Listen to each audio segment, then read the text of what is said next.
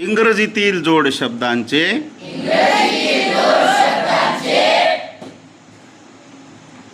CD किंवा SD करताना CD म्हणजे कॉम्पॅरेटिव्ह डिग्री, एसडी म्हणजे सुपरलेटिव्ह डिग्री. इंग्रजीतील ज्या जोड शब्दांमध्ये दोन किंवा दोन पेक्षा जास्त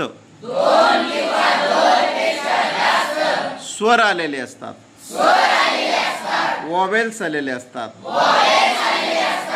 अशा शब्दाचे सीडी करताना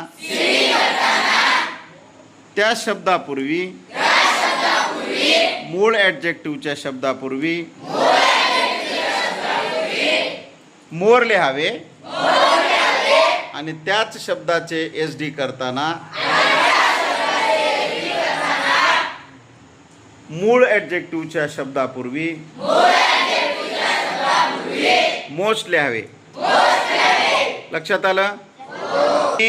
बरेच जण काय करतात, मागच्या वेळेस मी होमवर्कला दिलं होतं पोरांना, तर बरेच जण काय करतात, नाऊन आलं, आता समजा आपण मग एक उदाहरण दिलं होतं कशाचं, डॉल, डॉल, डॉलर, डॉलेस्ट होईल का? नाही, फक्त टूच्या शब्दाचं करायचं आहे आपल्याला. कोणत्या शब्दाचं? दोन किंवा दोन पेक्षा जास्त स्वर आले तर मोर ब्युटिफुल, मोस्ट ब्युटिफुल, मोर हँडसम, मोस्ट हँडसम. हा एक नियम आहे, ठीक आहे. आणि सरासरी, मग आता पुढचा एक नियम माझ्या मागे म्हणा, सरासरी पिढीमधील इंग्रजीच्या शब्दांचे सीडी मध्ये रूपांतर करताना बहुधा मूळ ॲडजेक्टिव्हच्या शब्दानंतर इयार हा प्रत्यय लावतात आणि त्याच शब्दाचं एसडी करताना मूळ ॲडजेक्टिव्हच्या शब्दानंतर ईएसटी हा प्रत्यय लावतात.